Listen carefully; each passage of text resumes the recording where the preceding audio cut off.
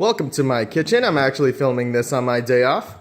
I want to show you guys my three guns right here. I chose these three very carefully.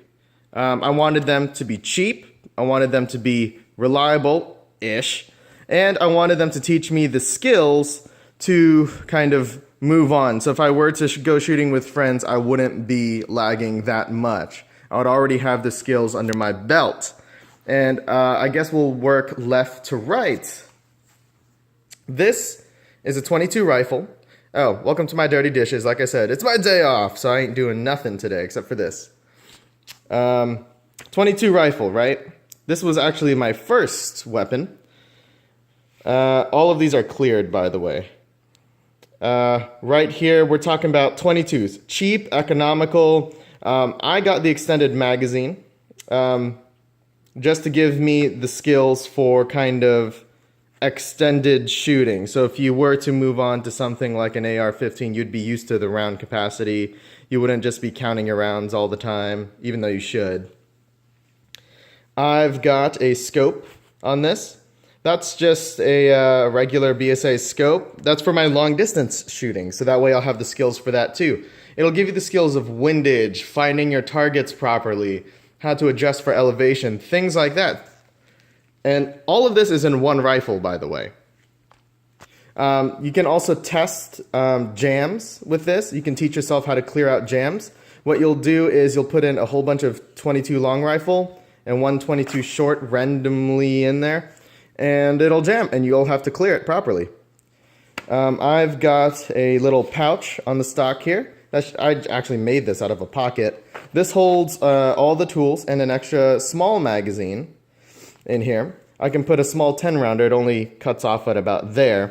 And that allows me to get into a real low position. You'll see this position with a lot of long range shooters, a lot of snipers, they'll be splayed out on the ground.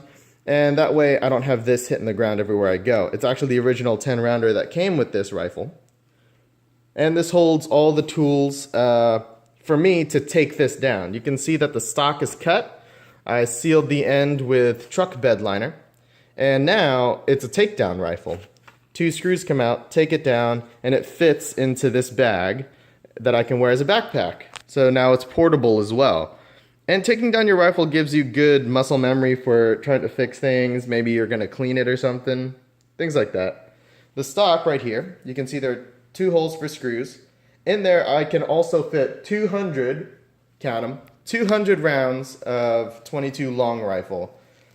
So this is a good survival gun too. If I were to go hiking in the Ocala National Forest, this is definitely something I would consider bringing. Let's move on. Right here, we've got your good old-fashioned 9mm pistol. This is a High Point C9. This one's also cleared, not even a magazine in it. The High Point is probably the best compromise I could think of for around $100. This was $150. That's $100. That's $200. I went with this because I wanted a budget pistol to teach me the skills of magazine operation. You know, if I were to buy kind of like maybe a rusty old revolver that still worked from the old days, you could probably grab that for around $100. But is it really going to be the best? Probably not. A lot of the modern pistols are in this kind of style. You have to rack a slide, throw in a magazine, clear jams. With a revolver, you don't really do that. So I like this one a lot better. I could have gotten a Jimenez JA9 as well, but it was more of a Saturday night special. I wanted something more, you know, full in the hand. And this is definitely thick. It's also very ugly. It's an ugly pistol, but it's not that ugly. I can totally live with that. Ammunition is cheap, you know, 9mm. The only downside to this is it's tough to take down. You have to punch a pin out of the back of this thing to take it down and clean it or whatever you want. So yeah, it's even got a budget holster. Extra magazine there. Budget holster from Walmart. Nothing special, you know, it's a budget gun. No need to get anything more expensive than the gun itself. Right here with the multi-tool, that's an awesome multi-tool by the way, I have to do a video about that. I've got an Escort Aimguard 12 gauge pump action shotgun. It holds 5+1 of 2¼ inch, or 3-inch shells, but then it's a 4+1. So really 6 rounds, 5 rounds, depending on what you got loaded. This is the newest addition to my little armory here. This is here to teach me the skills of, well, you know, shotguns. I wanted something tactical. Not really that tactical, but, you know, more of a home defense style thing. So I got the 18.5-inch barrel. This is actually not as bad as I thought it would be. I thought there was going to be no grip whatsoever, but it's actually pretty good. It hasn't jammed on me yet. I've got about 200 rounds in. The cycling action, not the smoothest thing in the world. It has a little bit of hesitation right here around the halfway point, but really it's no big deal. It's really negligible. So yeah, that's here to teach me the skills of how to choose my rounds. You know, this will also be a good hunting platform because here in Florida we have laws about hunting things with the .22. You know, slugs and buckshot are pretty much what I throw through this. I gotta add some mods to it. But this also takes down. There's a bolt right here in the stock. The stock comes off, and this entire thing, without taking off the barrel, also fits in one of these Slazenger bags. And I actually need to paint this actually a gray color. I want to see if I can't paint them both gray.